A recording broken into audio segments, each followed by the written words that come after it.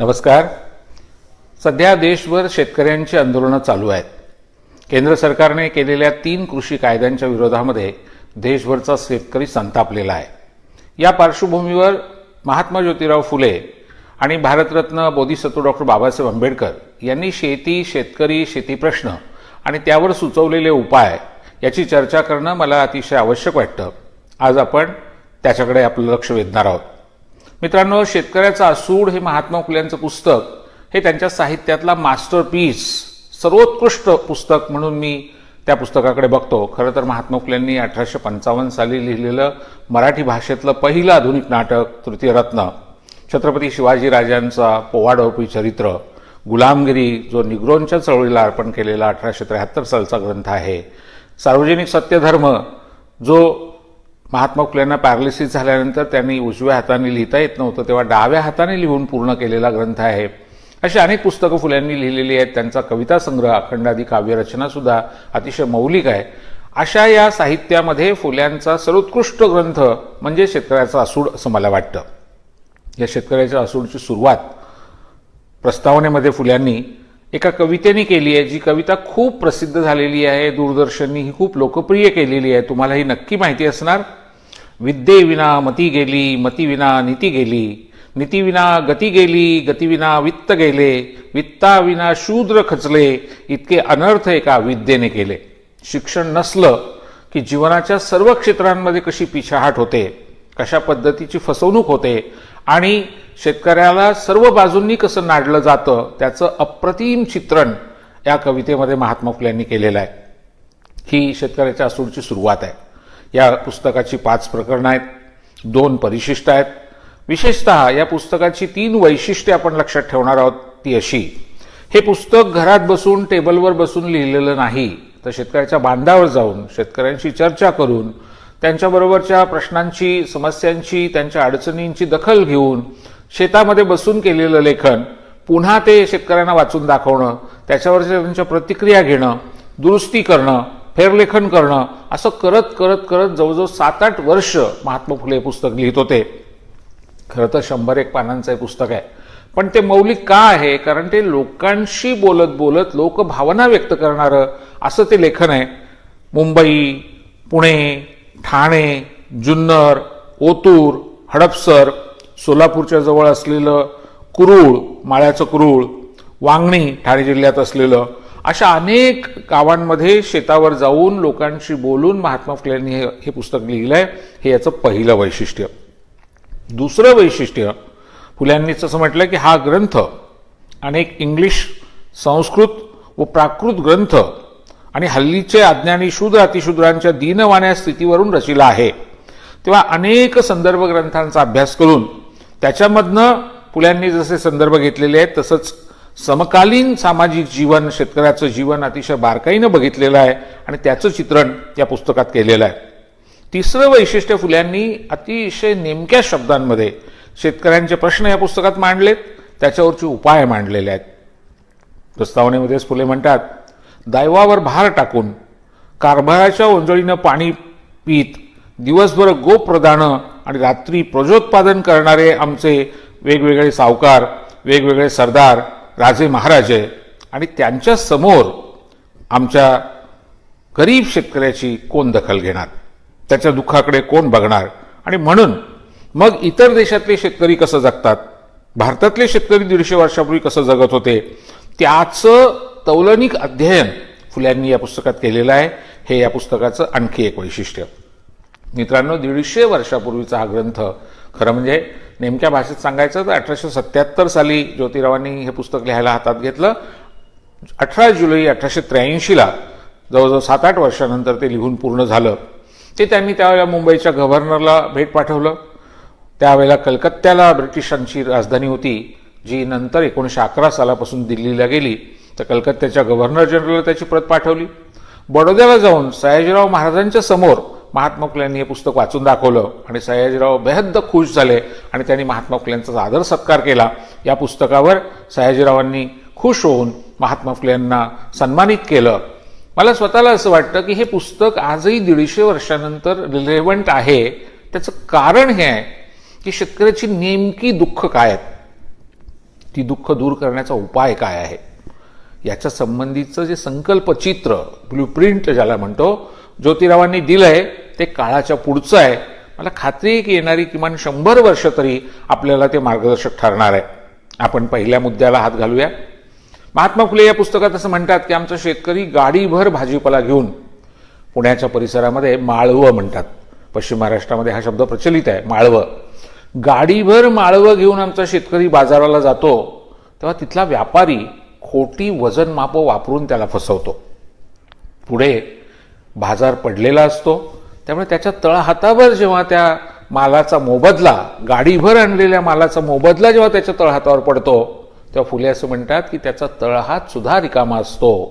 भर दिवसा रिकाम्या तळहातावर चांदण्या चमकत असतात. आणि पुढे जाऊन फुले असं म्हणतात, आमच्या शेतकऱ्याच्या तो लक्षात येते की गाडीभर भाजीपाला आणला, माळवं आणलं, पण मिळालेला मोबदला इतका कमी आहे, इतका अपुरा आहे की लागवडीकडे केलेला खर्च भरून मिळालाच नाही, गाडी भाडे मात्र अंगावर पडले आहे. आजही पुण्यावरून आपण कोल्हापूरकडे जायला निघालो, नाशिककडे जायला निघालो, सोलापूरकडे जायला निघालो, तरी तुम्ही गावांवरच्या मधनं हायवेवरनं जात असताना असं बघता की बऱ्याचदा बाजार पडल्यानंतर टोमॅटो, कांदे, भाजीपाला असा रस्त्याच्या कडेला टाकून दिलेला दिसतो. तुम्ही जर शेतकऱ्याला विचारलं की का फेकून देताय, तो सांगतो की आत्ताच मेसेज आला मोबाईलवर की बाजार पडला आणि मग मी इथून हा माल आता माझ्या ट्रॅक्टरनी घेऊन चाललोय, त्याचा डिझेलचा पण खर्च निघणार नाहीये, मग मी कशाला बाजारला नेऊ, म्हणून मी इथंच फेकून देतो. गाडी भाडं अंगावर पडणं. फुल्यांनी जी भाषा वापरली आहे ती नेमकी आज स्वामीनाथन आयोग असो किंवा शेतीविषयक सुधारणा सुचवणारे इतर कोणतेही आयोग तुम्ही घ्या, ते काय म्हणतायत, ते म्हणतायत जो खर्च शेतकऱ्याने केलेला आहे लागवडीकडे, म्हणजे त्यांनी ते पीक घेण्यासाठी जो काही खर्च केलाय तो खर्च त्याला भरून मिळाला पाहिजे आणि त्यात काही त्याला नफा पण झाला पाहिजे. आज सुद्धा केंद्रीय सरकारच्या या 3 कायद्यांच्या विरुद्ध शेतकऱ्यांचं जे आंदोलन चाललंय त्याच्यावरती मुख्य मागणी ही आहे की मिनिमम सपोर्ट प्राइस जे आहे, किमान अशा प्रकारचा जो हमी भाव दिलेला आहे शासनाने, तो तरी कायम राखला गेला पाहिजे. त्याच्या खाली शेतकऱ्याला तो माल विकायला लागू नये.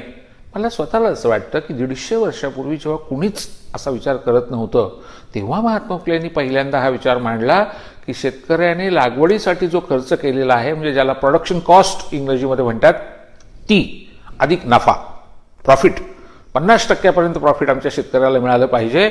असा बाजारभाव त्या शेतकऱ्याला मिळेल अशी सामाजिक राजकीय व्यवस्था आपण केली पाहिजे. फुल्यांनी नेमके शब्द वापरलेले आहेत. त्यांनी असं म्हटलेलं आहे की आमच्या शेतकऱ्याची जी दैन्यावस्था आहे तिला कोण जबाबदार आहे.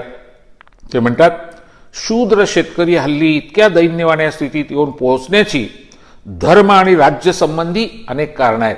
म्हणजे सरकार याला जबाबदार आहे, धर्मव्यवस्था याला जबाबदार आहे, आणि म्हणून हे अर्थकारण जे आहे शेतकऱ्याचं ते उलगडून दाखवताना त्याच्या मागची धार्मिक आणि राजकीय अशा प्रकारची जी गुंतागुंत आहे ती सुद्धा महात्मा फुल्यांनी या पुस्तकामध्ये उलगडून दाखवलेली आहे.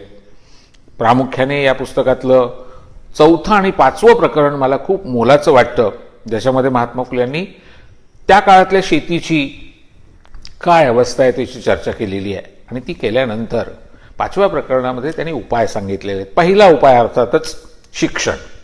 शेतकऱ्याला आधुनिक शिक्षण मिळालं पाहिजे, पण नुसतं शिक्षण म्हणताना ज्ञान देणारं किंवा पाठांतर करायला लावणारं, पुस्तकं वाचायला लावणारं शिक्षण नाही, तर प्रत्यक्ष शेतीमध्ये काम करत करत घेतलेलं शिक्षण, कृषी शिक्षण. आणि म्हणून फुल्यांनी अशी सूचना केली आहे की सरकारने आमच्या शेतकऱ्याच्या मुलांना मुलींना निवडावं आणि परदेशामध्ये शेतीचं शिक्षण घेण्यासाठी पाठवावं सरकारी खर्चाने, आणि परदेशात शेती कशी केली जाते याचा अभ्यास करून मुलामुलींनी इथे येऊन शेती करावी, आधुनिक पद्धतीची शेती करावी, ही फुल्यांची पहिली सूचना. दुसरी सूचना फुले म्हणतात की शेतकऱ्याच्या मुलामुलींना शिक्षणाची गोडी लागावी, यासाठी सरकारने गावच्या ज्या पाटीलक्या असतात, सन्मानाची प्रतिष्ठेची पदं, तर ती जन्माने देण्याच्या ऐवजी शाळेमध्ये जी मुलगी किंवा जो मुलगा पहिला येईल त्याला त्यावर्षी पाटील करावं, तिला त्यावर्षी पाटील करावं, म्हणजे एक प्रेरणा पाटीलकी मिळवण्याची मुलामुलींना तयार होईल आणि त्यातनं तरी ते शिकतील, उत्तम गुण मिळवतील. तेव्हा जन्मावर आधारित पाटीलकीच्या ऐवजी गुणांवर आधारित अशा प्रकारची पाटीलकी ही दिली जावी, सन्मान म्हणून दिली जावी, अशी सूचना फुले करतात. फुले पुढे जाऊन असंही सांगतात की आमच्या शेतकऱ्याच्या हातामध्ये जादू आहे. प्रचंड कौशल्य आहे त्याच्याकडे. पण दुर्दैवाने शेती भारतातली जी आहे ती पावसावर अवलंबून आहे.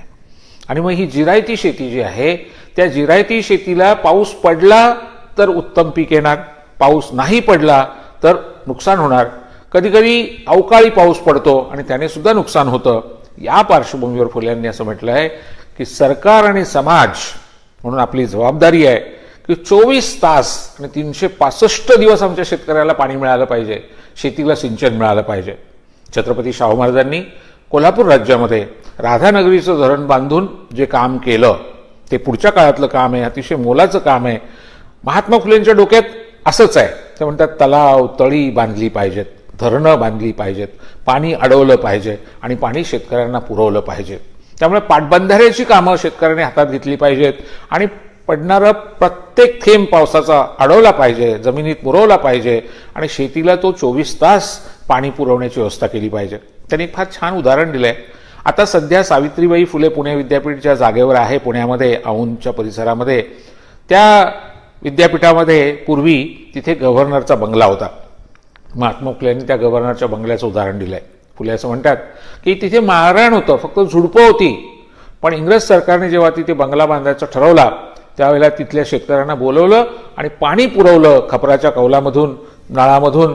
आणि ते पाणी तिथं पोचल्याच्या नंतर त्या संपूर्ण परिसराचं चित्रच बदललं. आता सुद्धा पुण्याचा फोटो जर विमानातनं घेतला तर सगळ्यात जास्त हिरवा भाग, सर्वात जास्त झाडं असलेला भाग पुणे विद्यापीठाचा आहे. त्याचं कारण फुले असं म्हणतात की आमच्या शेतकऱ्याच्या हातात जादू आहेच, त्याला फक्त पाणी द्या, बघा तो संपूर्ण माळरानाचं सुंदर असं नंदनवन करून दाखवतो. आणि त्यामुळे पाण्याशी संबंधित अनेक गोष्टींची चर्चा महात्मा फुले यांनी केली आहे, जी राज्य शासनाने पुढच्या काळामध्ये लक्षात घेतली. माननीय यशवंतराव चव्हाण साहेब असतील, पवार साहेब असतील, वसंतदादा पाटील असतील, या सगळ्या मंडळींनी या दृष्टीने पावलं उचलली आणि त्यामुळे महाराष्ट्रामध्ये आता सिंचनाचं प्रमाण बरंच वाढलेलं आहे. पण अजूनही 100% सिंचन आहे का, तर नाही. आणि म्हणून फुल्यांचा विचार आजही पूर्ण झालेला नाही. सिंचन 24 तास आणि 365 दिवस शेतकऱ्याला करता आलं पाहिजे, ही पहिली मागणी फुल्यांची. पण फुले किती बारकाईनं विचार करायचे बघा. त्यांनी असं म्हटलंय की त्या काळामध्ये विहिरी खोदून पाणी दिलं जायचं शेताला. फुल्यांनी असं म्हटलंय की आमचा शेतकरी अडाणी असतो, कुठं पाणी लागेल आणि कुठे नाही त्याला माहीत नसतं. तो विहीर खोदतो अदमासाने, अंदाजाने, आणि कधी कधी पाणी लागत नाही, त्याचा सगळा खर्च वाया जातो. म्हणून फुल्यांनी मागणी केली आहे सरकारकडे की शासनाने भूवैज्ञानिकांना बोलवून जमिनीची पाहणी करावी आणि जिथे जिथे पाणी लागण्याची शक्यता आहे ते बिंदू नकाशामध्ये दाखवावेत आणि ग्रामपंचायतीच्या कार्यालयामध्ये प्रत्येक गावात असे नकाशे लागावेत की जिथं शेतकऱ्याला मार्गदर्शन मिळेल, इथं विहीर खोदली तर पाणी लागेल. बघा, आज महाराष्ट्रासारख्या प्रगत राज्यामध्ये माझ्या समजुतीने 40,000 ग्रामपंचायती आहेत, कदाचित अधिकच असतील त्या. पण मला माहीत नाही, पण तरी माझा अंदाज आहे की एकाही ग्रामपंचायतीमध्ये आज सुद्धा असा नकाशा नाही की जिथे पाणी लागण्याची शक्यता आहे, गावातल्या जागा त्या तिथं दाखवल्या आहेत, अशी सोय नाही. म्हणजे फुले किती काळाच्या पुढे होते ते सांगत होते की शेतकऱ्याला मार्गदर्शन मिळालं पाहिजे आणि असे नकाशे तुम्ही गावाच्या ग्रामपंचायतीच्या कार्यालयात लावले पाहिजेत. पुढे जाऊन ते असं म्हणतात की शेतकऱ्याला पाण्याबरोबर आणखीन काय काय दिलं पाहिजे, तर ते सांगतात उत्तम बियाणं दिलं पाहिजे. आणि उत्तम बियाणं जर का द्यायचं असेल तर तुम्हाला संकरित बियाणं सुद्धा परदेशात आणावं लागेल. तिकडे ती गोष्ट नुकतीच आलेली होती. फुल्यांचं वाचन चौफेर होतं, त्यांनी तो अभ्यास केलेला होता आणि त्यांनी असं सांगितलं की परदेशातनं बियाणं आणावं लागलं, संकरित बियाणं आणावं लागलं तर शासनाने पुढाकार घ्यावा, पण आमच्या शेतकऱ्याला जास्त उत्पादन देणारा, उत्तम पीक देणारं असं बियाणं सरकारने पुरवलं पाहिजे.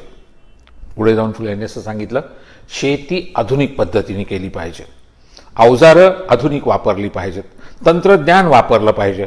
आणि म्हणून शेतकऱ्याच्या मुलांना परदेशात पाठवून कृषी शिक्षण घ्यायला देणं, त्याच्यासाठी स्कॉलरशिप शासनाने देणं, ही जशी सूचना महात्मा फुल्यांनी केलेली आहे तशी फुल्यांनी आणखी एक गोष्ट केलेली आहे जी मला आजही फार मोलाची वाटते.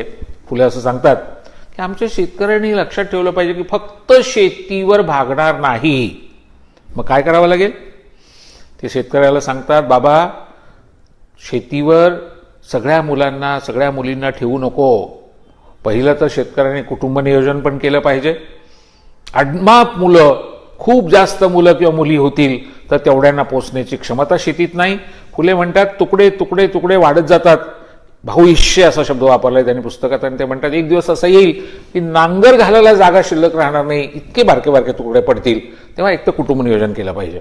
पण दुसरा मुद्दा ते सांगतात तो अधिक महत्वाचा आहे. ते म्हणतात की आमच्या शेतकऱ्यांनी शेतीला जोडधंदे दिले पाहिजेत. दुधाचं उत्पादन आज कोल्हापूरमध्ये गोकुळच्या माध्यमातून जे काम झालेलं आहे ते अतिशय आदर्श अशा प्रकारचं काम आहे असं मला वाटतं.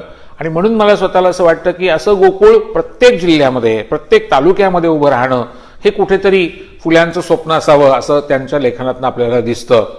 गोकुळ नंतरचं आहे, फुल्यांच्या लेखनात गोकुळचा उल्लेख नाही, परंतु फुल्यांना काय हवं होतं त्याचं एक उदाहरण म्हणून मी गोकुळकडे आपलं लक्ष वेधतोय. फुले असं म्हणतात की शेतकऱ्याला दुधाचं उत्पादन जास्त घेता यावं म्हणून संकरित शेळ्या, मेंढ्या, गायी, म्हशी विदेशातनं आणल्या पाहिजेत आणि ते बीज शेतकऱ्याला उपलब्ध करून दिलं पाहिजे आणि दुधाचं उत्पन्न त्यांनी वाढवलं पाहिजे. दुसरं गोष्ट फुले सांगतात शेतकऱ्याने लोकर मेंढ्यांची जी आहे ती सुद्धा तिचंही उत्पादन घेतलं पाहिजे आणि तिच्यामधनं सुद्धा शेतकऱ्याने काही आपल्यासाठी पैसा कमावला पाहिजे. आणखी एक गोष्ट फुले सांगतात हुन्नर शिकली पाहिजे, कौशल्य शिकलं पाहिजे. कौशल्य म्हणजे मग सुतारकाम, लोहारकाम, कुंभारकाम, पोलादकाम सगळं शेतकऱ्यांच्या मुलांना आलं पाहिजे. आणि त्यांनी शेतीला जेव्हा दुष्काळ असतो किंवा शेतीमध्ये अवकाळी पाऊस पडल्यामुळे जेव्हा नुकसान होतं अशा वेळेला रिकामं न राहता त्यांच्या हातात जे हुन्नर आहे, त्यांच्या हातात जे कौशल्य आहे त्या कौशल्याच्या आधारे रोजगार केला पाहिजे आणि 4 पैसे कमावले पाहिजेत. फुले किती खोलात जाऊन विचार करतात बघा. ते म्हणतात की आमचा शेतकरी त्याची गायी, म्हशी, बैल, शेळ्या, मेंढ्या यांना घरातले कुटुंबीयच मानतो. त्यांच्या सुखदुःखात तो सहभागी असतो. ते आजारी पडले तर शेतकरी जेवत नाही. आणि मग म्हणून फुले म्हणतात की ज्या शेतकऱ्याने उत्तम बैलांची पैदास केलेली आहे, अतिशय जास्त दूध देणाऱ्या उत्तम गायी म्हशी सांभाळलेल्या आहेत, शेळ्या मेंढ्या सांभाळलेल्या आहेत, त्याची प्रदर्शनं लावा आणि सरकारच्या वतीने त्यांना बक्षिसं द्या. पुढच्या काळामध्ये हे होत राहिलं. पण ह्या सूचना जेव्हा फुल्यांनी केल्या तेव्हा असं काही होत नव्हतं. 150 वर्षापूर्वीची मी गोष्ट सांगतोय. फुले एवढंच सांगून थांबत नाहीत. ते म्हणतात आमचे काही शेतकरी अतिशय दर्जेदार उत्पन्न पीक घेतात, मग त्याची प्रदर्शनं लावा, त्या पिकांची प्रदर्शनं लावा. आज भीमथडी जत्रा किंवा अशा प्रदर्शनांच्या गोष्टी तुम्हाला माहिती आहेत, त्या आवश्यक आहेत कारण त्याच्यातनं इतर शेतकऱ्यांना प्रेरणा मिळते, त्यांना अभ्यास करता येतो. हे कसं करता येतं याच्याबद्दलचं प्रात्यक्षिक त्यांना घेता येतं. आणि म्हणून फुले किती प्रॅक्टिकल आहेत, थेट आहेत. ते म्हणतात ब्रिटिश सरकारने जेव्हा धरणं बांधायला सुरुवात केली तर खडकवासल्याच्या धरणाचं काम, डाव्या बाजूचं कॅनॉल उभं करण्याचं काम खुद्द महात्मा फुलेंच्या पुन्हा कमर्शियल अँड कॉन्ट्रॅक्टिंग कंपनीला मिळालं. आणि ते केल्याच्या नंतर फुल्यांनी स्वतःच्या शेतामध्ये हडपसर, मांजरी परिसरामध्ये त्यांची जी शेती होती तिथे हे पाणी घेतलं आणि त्याच्यातून त्यांनी ऊस, टोमॅटो, फुलं अशी पिकं घेतली. आणि त्यावेळी शेतकऱ्यांमध्ये एक अंधश्रद्धा होती की पाणी अडवलं त्यामुळे जलदेवता कोपली आणि त्यामुळे पाण्यातलं सत्व निघून गेलं, म्हणून आता ह्या पाण्याचा शेतीला उपयोग नाही. फुल्यांनी दाखवून दिलं की असं काही नाही, पाणी हे पाणी आहे आणि त्याची उपयोगिता जी होती तीच आहे. त्यांनी उत्तम पीक घेऊन दाखवलं आणि मग शेतकऱ्यांनी हळूहळू पाणी घ्यायला सुरुवात केली. म्हणून जिथून फुल्यांनी कॅनॉलचं पाणी घेतलं होतं त्या नळीला महात्मा फुले नळी असं अनेक वर्षापर्यंत म्हटलं जात होतं. आज तो भाग 17.5 नळी या नावाने ओळखला जातो. माझं बालपण त्या परिसरात गेलेलं आहे म्हणून मी आपल्याला सांगतो की फुल्यांनी तिथे आदर्श शेती करून दाखवली. पण फुले किती दूरगामी विचार करणारे होते. ते म्हणाले की कॅनॉलमधनं पाणी देणं हे जरी बरोबर असलं तरी बाष्पीभवन होतं. उन्हाळ्यामध्ये खूप पाणी उन्हामुळे त्याचं बाष्प होऊन जातं आणि पाणी कमी होतं. मग काय करायला पाहिजे? ते म्हणले नळ बनवा आणि नळाने शेतीला पाणी द्या. त्यांनी तोट्या असा शब्द वापरला, तोटी म्हणजे नळ. फुले म्हणाले की त्याच्यातनं 2 गोष्टी होतील. एक म्हणजे पाटकरी जो असतो सरकारचा तो शेतकऱ्याला खूप त्रास देतो, तो त्याच्याकडनं पैसे खातो, वेळेवर पाणी देत नाही आणि म्हणून त्याच्यातनं सुटका होईल. फुले म्हणतात शेतकऱ्याची नळ खोलला की पाणी मिळेल. आणि ते म्हटले नळाला तुम्ही मीटर बसवा, जेवढं पाणी शेतकऱ्याने वापरलं असेल तेवढं त्याच्याकडनं बिल घ्या, तेवढी पट्टी घ्या. म्हणजे कर्मचारी जे शासकीय पातळीवरची लुटालूट करतात ती थांबेल, शेतकऱ्याला वेळेवर पाणी मिळेल. आणि महत्त्वाचा मुद्दा म्हणजे पाणी ही राष्ट्रीय संपत्ती आहे, ते वाया जाता कामा नये. फुले म्हणतात पाणी जर वाया गेलं तर देशाचं नुकसान आहे आणि पाणी वेळेवर मिळालं नाही तर आमच्या शेतकऱ्याचं म्हणजे परत पर्यायीने देशाचं नुकसान आहे. आणि म्हणून पाणी वेळेवर मिळावं, पुरेसं मिळावं, अतिरिक्त नको, म्हणून नळाने पाणी द्या. आजही ही सूचना सगळ्या शेतांच्या बाबतीत अंमलात आलेली नाही. ठिबक सिंचन आज जी काही कल्पना आपण काही शेतांमध्ये राबवतो त्याचं मला असं वाटतं की फुल्यांच्या या विचारामध्ये बीज आहे. फुल्यांनी ठिबक सिंचन असा शब्द नाही वापरलेला, पण त्याचं बीज, त्याचं सीड जे आहे ते फुल्यांच्या या विचारात आहे असं मला वाटतं. आणि म्हणून पाण्याच्या प्रत्येक थेंबाचा वापर जो आज इस्रायलमध्ये केला जातो तसा फुले इथं अपेक्षित करतायत आणि त्या दृष्टीने फुले शेतकऱ्यांना मार्गदर्शन करतायत. मी तर असं मानतो की आमच्या शेतकऱ्यांनी श्रावणामध्ये, चातुर्मासामध्ये वेगवेगळ्या ग्रंथांची ते पारायणं करतात. मी स्वतः शेतकरी कुटुंबातला आहे आणि वारकरी कुटुंबातनं आलेलो आहे. त्यामुळे अशा ग्रंथांची पारायणं करताना त्यांनी शेतकऱ्याच्या असूडचं पण पारायण केलं पाहिजे, सामुदायिक वाचन केलं पाहिजे. तेव्हा कळेल की शेतकऱ्याचा असूड या 150 वर्षापूर्वीच्या पुस्तकामध्ये महात्मा फुल्यांनी जे चित्र रंगवलं होतं शेतकऱ्याच्या दैन्यावस्थेचं, शेतकऱ्याच्या वाईट अवस्थेचं, अहो इतकं कशाला, थेट शेतकऱ्यांच्या आत्महत्यांची सुद्धा त्या ठिकाणी फुल्यांनी नोंद करून दाद मागावी यासारखी मांडणी केलेली आहे की कर्ज फिटत नाही आणि म्हणून मग शेतकऱ्याला कशा पद्धतीने आत्महत्या कराव्या लागतात. आणि त्याच्यातून जर सुटका करायची असेल तर सरकार म्हणून, समाज म्हणून, धर्मव्यवस्था म्हणून आपल्याला काही परिवर्तन करावं लागेल, काही कायमस्वरूपी बदल करावे लागतील. ते काय परिवर्तन असेल त्याची संपूर्ण रूपरेषा फुल्यांनी या पुस्तकात मांडलेली आहे. आणि म्हणून मला स्वतःला असं वाटतं की शेतकऱ्याचा असूड हे महात्मा फुलेंचं पुस्तक अजरामर पुस्तक आहे. ते पुन्हा पुन्हा वाचलं पाहिजे, त्याची चर्चा झाली पाहिजे. 100 वर्षापूर्वी नेमक्या भाषेत सांगायचं तर 1918-1920 मध्ये बाबासाहेब आंबेडकरांनी शेतकऱ्यांच्या प्रश्नावर पुस्तक लिहिलं. बाबासाहेब आंबेडकरांच्या साहित्याची चर्चा होते ही फार चांगली गोष्ट आहे. जयंतीच्या निमित्तानं त्यांच्यावर भाषणं होतात ही चांगली गोष्ट आहे. पण शेतकरी, शेती समस्या आणि बाबासाहेबांचं हे पुस्तक याचं मात्र नातं फारसं मांडलं जात नाही. आणि म्हणून मी असं मानतो की बाबासाहेब आंबेडकरांचा शेतकऱ्यांशी जो संबंध होता, त्यांनी जे पुस्तक लिहिलेलं आहे 100 वर्षापूर्वी, त्याचीही चर्चा आपण फुल्यांना जोडून केली पाहिजे. कारण फुले शाहू आंबेडकरांचा महाराष्ट्र जेव्हा आपण म्हणतो तेव्हा शाहू महाराजांनी शेती आणि शेतकऱ्यांबद्दल जे काम केलं, राधानगरीच्या माध्यमातून केलं, इतर माध्यमातून केलं. आदरणीय इतिहासकार जयसिंगराव पवार यांनी त्यासंबंधीची सगळी विस्तारानं केलेली मांडणी तुम्हाला आठवत असेल. आपण आत्ता फुले आणि आंबेडकरांचा विचार जर बघितला शेती शेतकऱ्यांबद्दलचा तर बाबासाहेबांचं हे दुर्लक्षित पुस्तक आहे 100 वर्षापूर्वीचं. Small holdings in India and their remedies असं त्याचं नाव आहे. शेतीचे तुकडे, छोटे छोटे तुकडे, आणि त्याच्यावर काय उपाय आणि त्याच्यातून शेतकऱ्याची परिस्थिती कशी सुधारायची. बाबासाहेब असं म्हणतात, शेतीचे तुकडे पडत जातात. कारण शेतकऱ्याला जर 7-8 मुलं असतील तर जमीन काही वाढत नाही, जमीन तेवढीच राहते, तुकडे वाढत जातात. मग पुढच्या पिढीत आणखीन प्रत्येकाला जर 7-8 मुलं असतील, अशा पद्धतीने अमाप तुकडे तुकडे तुकडे तुकडे पडत जातात. पुन्हा बाबासाहेब पण तेच म्हणतायत की जर का तुकडे वाढत गेले, ज्याला महात्मा फुले यांनी भावी शिष्य म्हटलं होतं, तर पुढे जाऊन पिकवणार कुठे, आणि मोठं शेत असल्याशिवाय शेतकऱ्याला परवडत पण नाही. आणि म्हणून बाबासाहेब आंबेडकर म्हणाले की तुकडे जोडण्याची प्रक्रिया सुरू केली पाहिजे. तुकडेबंदी विधेयक पुढच्या काळामध्ये आपल्या राज्यामध्ये आणलं गेलं, ते राबवलं गेलं आणि त्याचा फार उपयोग झाला. ही सूचना बाबासाहेब आंबेडकरांनी 100 वर्षापूर्वी केलेली आहे. पण बाबासाहेब म्हणतात शेतीचे तुकडे कसे जोडायचे, तर शेतकऱ्याची 8-10 ठिकाणी जमीन असते, मग तिथे बारीक बारीक बारीक तुकडे पडलेले असतात. तर ते 8-10 ठिकाणच्या जमिनीचं सगळं एकत्रीकरण एका ठिकाणी त्याला द्यायचं आणि दुसऱ्या शेतकऱ्याला दुसऱ्या ठिकाणी, तिसऱ्याला तिसऱ्या ठिकाणी, म्हणजे सलगपणाने शेतकऱ्याला शेती जास्त मिळेल एका ठिकाणी, अशी ती व्यवस्था तुकडेबंदीमधनं केली गेली. पण त्यातनं सुद्धा शेतकऱ्याची परिस्थिती सुधारेल याची खात्री आहे का? बाबासाहेब सांगतात की हो, त्याचा उपयोग नक्की होईल, आणखीन काही गोष्टी कराव्या लागतील. आणि बघा, बाबासाहेब आंबेडकर हे महात्मा फुलेंना आपला गुरु मानत होते. बाबासाहेब जगभर जाऊन अभ्यास करून आलेले होते, अमेरिकेत शिकले होते, लंडनमध्ये शिकले होते. त्या सगळ्या ज्ञानाचा त्यांनी उपयोग करून घेतला आणि शेतकऱ्याच्या प्रश्नावर हे पुस्तक लिहिताना काय म्हटलं, बाबासाहेब आंबेडकरांच्या रायटिंग आणि स्पीचेसचे 22 खंड महाराष्ट्र राज्य सरकारने प्रकाशित केलेले आहेत. आदरणीय शरद पवार साहेब पुलोदमध्ये 1978-79 साली जेव्हा मुख्यमंत्री होते तेव्हा त्यांनी ही समिती स्थापन केली आणि वसंत मून यांनी 1 ते 16 खंड प्रसिद्ध केले. 17व्या खंडापासून 22 खंडापर्यंतचं काम करायची संधी मला मिळाली. आणि म्हणून बाबासाहेबांचं हे जे पुस्तक आहे ते पहिल्या खंडामध्ये आहे, रायटिंग अँड स्पीचेसच्या. आपण ते जरूर वाचा.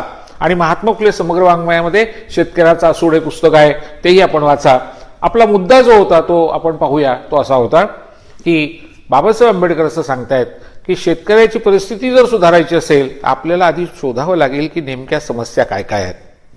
बाबासाहेब सांगतात पहिली समस्या शेतकऱ्याची ही आहे की उद्योगाचा दर्जा शेतीला नाही आहे.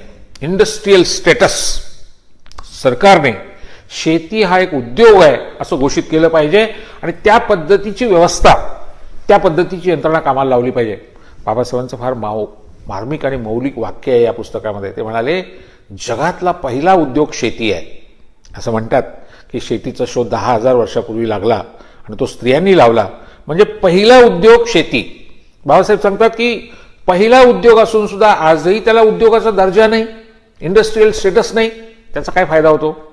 तर जेव्हा उद्योग अडचणीत येतो तेव्हा सरकारच्या वतीने मदतीचं पॅकेज दिलं जातं, मदत केली जाते, काही एक व्यवस्था केली जाते आणि उद्योगपतींना अशा पद्धतीची मदत सरकार नेहमी करत असतं.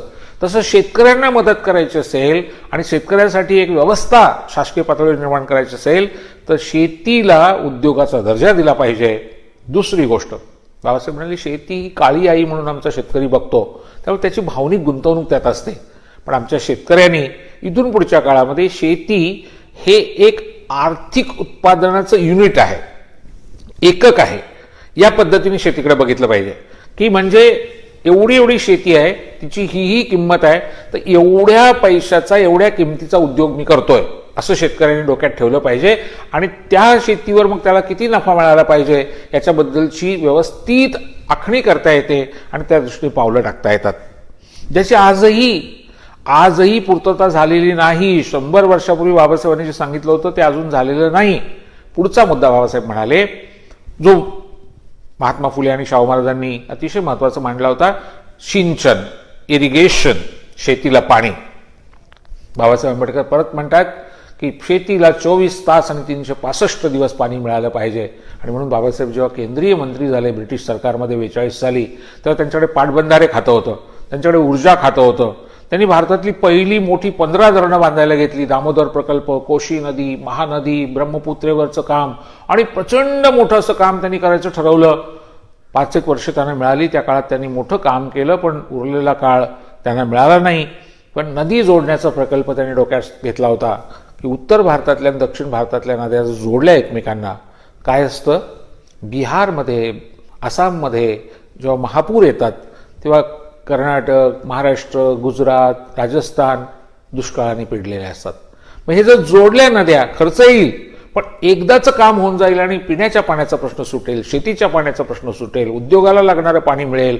बाबासाहेब तर त्याच्या पुढे जाऊन सांगतात टुरिझम, वॉटर पार्क, सहलींसाठी पाणी आणि अलाइड पर्पजेससाठी पाणी, इतर उपयोगासाठी पाणी.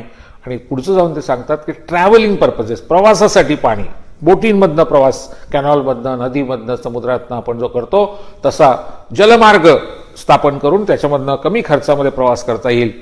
बाबासाहेबांनी त्या दृष्टीने पावलं 1942 ते 46च्या काळात टाकली. पण 100 वर्षापूर्वीच्या स्मॉल होल्डिंग या पुस्तकामध्ये त्यांनी पाण्याची गरज, सिंचनाची गरज आणि 24 तास पाणी मिळण्याची आवश्यकता मांडली. पुढे जाऊन अतिशय महत्त्वाच्या मुद्द्याला बाबासाहेब हात घालतात, तो हा उत्पादन खर्चावर आधारित बाजारभाव. जोपर्यंत शेतकऱ्यांनी एखादं पीक घेण्यासाठी केलेला खर्च आणि त्याला काही नफा असं सूत्र डोक्यात ठेवून आपण त्या मालाची किंमत करत नाही, तोपर्यंत शेतकऱ्याची परिस्थिती सुधारणार नाही. आणि इथं बाबासाहेब एक पुढचं पाऊल टाकतात. ते म्हणतात burden on the agriculture is excess. जास्त बोजा पडलाय शेतीवर आणि म्हणून ते म्हणतात बर्डन मस्ट बी शिफ्टेड.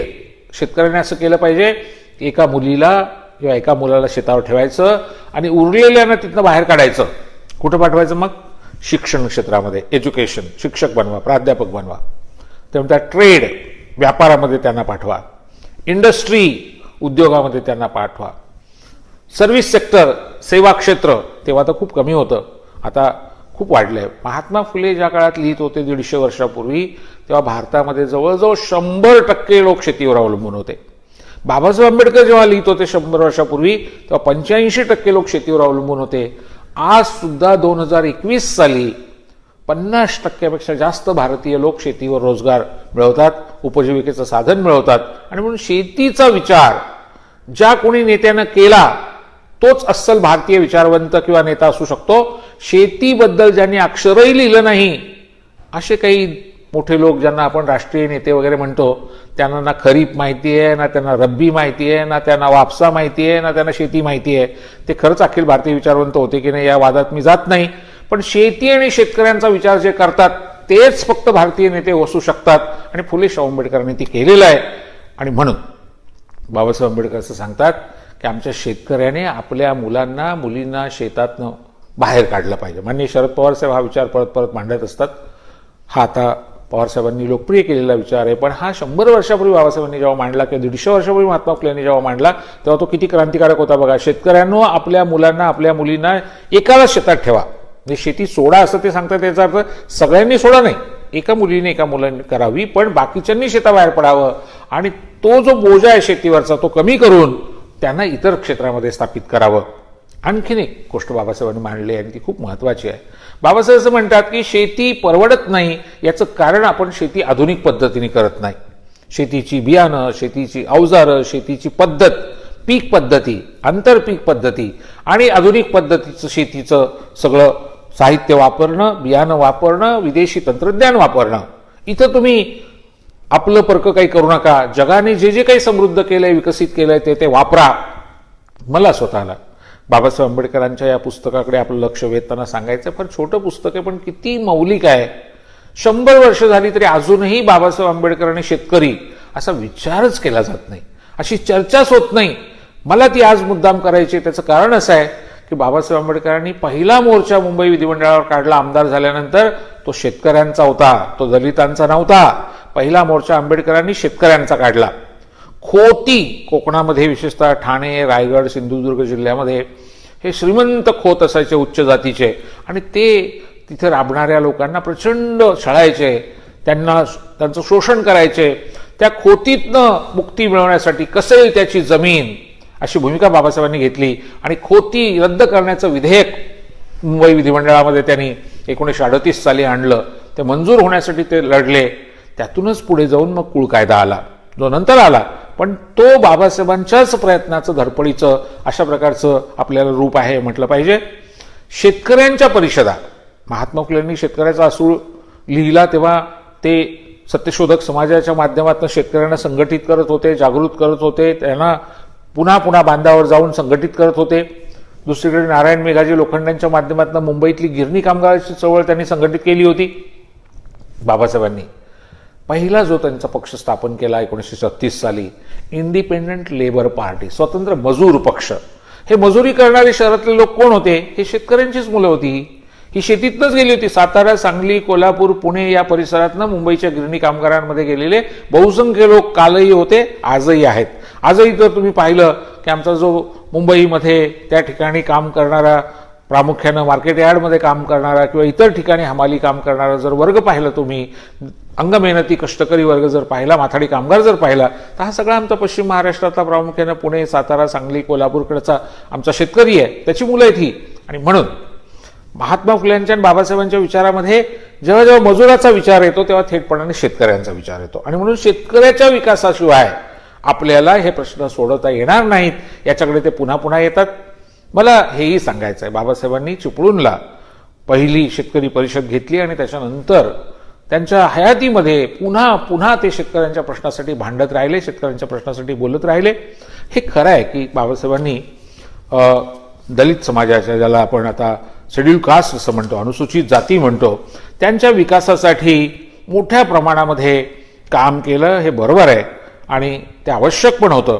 पण त्याचबरोबर त्यांनी केलेलं इतर जे काम आहे त्याच्याकडे ज्या प्रमाणात आपलं लक्ष द्यायला पाहिजे होतं तसं जात नाही. त्यातला एक शेतकरी आहे ज्याच्या कामाच्या बाबतीमध्ये बाबासाहेबांची चर्चा होत नाही. बाबासाहेब सांगतात शासकीय यंत्रणेमध्ये सुद्धा आपल्याला बदल करावे लागतील. शेतीला अनुकूल असलेले, शेतीच्या बद्दलची माहिती असलेले अधिकारी आपल्याला शासनामध्ये घ्यावे लागतील. महात्मा फुल्यांनी सरकारी नोकऱ्यांबद्दल किती नेमकं लिहिलंय बघा. फुले म्हणतात सरकारी नोकर 2 प्रकारचे असतात, एक पैसे खाणारे आणि दुसरे पैसे न खाणारे. पण फुले म्हणतात न खाणारे जे आहेत ते बरे म्हणावेत, तर त्यांचा उपयोग नसतो, कारण ते पैसेही खात नाहीत आणि कामही करीत नाहीत. आणि म्हणून फुल्यांनी तळटीपेमध्ये भाऊ दाजी या अतिशय उत्तम काम करणाऱ्या शासकीय अधिकाऱ्याचं उदाहरण दिलेलं आहे. असं म्हटलंय की हे मात्र पैसेही खात नाहीत आणि कामही करतात. असे सुद्धा, ज्याला आपण म्हणूया की ऐशी कळवळ्याची जाती करी लाभाविन प्रीती, असे सुद्धा अधिकारी कर्मचारी तेव्हाही होते, आजही आहेत, पण ते कमी आहेत. आणि म्हणून फुल्यांनी असं म्हटलं की शेतकऱ्यांच्या मुलांना मुलींना तुम्ही शिक्षक बनवा, शासकीय अधिकारी बनवा. तसं बाबासाहेब आंबेडकर सुद्धा आपल्याला सांगतायत की आपल्याला शेतकऱ्यांच्या मुलांना, शेतकऱ्यांच्या मुलींना शासन व्यवस्थेमध्ये सामावून घ्यावं लागेल. शासन व्यवस्थेमध्ये महत्त्वाची पदं त्यांना द्यावी लागतील. तरच शेतकऱ्यांची स्थिती आणि शेती स्थितीकडे आपलं लक्ष जाईल. पर्जन्य म्हणताना जास्त पाऊस पडणं किंवा न पडणं, दुष्काळामध्ये चारा छावण्या उभ्या करणं, चारा वैरण कशी मिळेल याची व्यवस्था करणं, किंवा दुसऱ्या बाजूला महात्मा फुले असं म्हणतात की खतं, त्याला कृत्रिम खतं फारशी नव्हती, पण बायोमास ज्याला म्हणतो आपण, पालापाचोळा, शेणखत, ह्या सगळ्या सेंद्रिय खतांचा वापर आमच्या शेतकऱ्यांनी केला पाहिजे असं महात्मा फुलेंनी आवर्जून सांगितलंय. आणि त्याचं मोल आणि त्याचं महत्त्व त्यांनी तेव्हा जे सांगितलं ते आता हळूहळू आम्हाला पटतंय. मला स्वतःला असं वाटतं की बाबासाहेब आंबेडकरांचं हे पुस्तक, महात्मा फुल्यांचं हे पुस्तक आणि त्यांनी केलेल्या चळवळी यांचा विचार आज आपण जो करतो आहोत तो देशभर उभ्या असलेल्या शेतकरी आंदोलनाच्या पार्श्वभूमीवर करतो आहोत. आणि या पार्श्वभूमीवर मला स्वतःला असं वाटतं की इथून पुढच्या काळामध्ये small holdings and their remedies हे बाबासाहेबांचं पुस्तक, महात्मा फुले यांचं शेतकऱ्याचा सोडे पुस्तक, याचं एकत्रितपणे आमच्या शेतकऱ्यांनी जर वाचन केलं, शेतकऱ्यांच्या मुलांनी मुलींनी वाचन केलं आणि विचारवंत अर्थशास्त्रज्ञांनी वाचन केलं तर एक गोष्ट होईल. मूलतः शेतीचं अर्थशास्त्र काय आहे, शेतकऱ्याची दुरावस्था जर संपवायची असेल तर वरवरची कारणं सांगत न बसता थेट आतपर्यंत कसं घुसावं लागेल. आणि ती कारणं सांगून सुद्धा नुसतं थांबता येणार नाही, ती कारणं दूर करण्यासाठीची कायदेव्यवस्था, शासकीय यंत्रणा कशी निर्माण करावी लागेल, या पार्श्वभूमीवर जी मांडणी फुले आंबेडकरांनी केलेली आहे तिच्याकडे मला असं वाटतं आपल्याला जावं लागेल. मला खात्री आहे की फुले शाहू आंबेडकरांच्या विचारामधनंच शेतकऱ्यांना खऱ्या अर्थानं पुढच्या काळामध्ये मार्गदर्शन मिळणार आहे. म्हणून मी आपल्याला विनंती करेन की आपण तपशिलामध्ये जाऊन फुले शाहू आंबेडकरांचे विचार वाचा. आपल्या लक्षात येईल की ते आजही उपयुक्त आहेत, उद्याही उपयुक्त असतील, आणखी अनेक वर्षापर्यंत उपयुक्त असतील. धन्यवाद.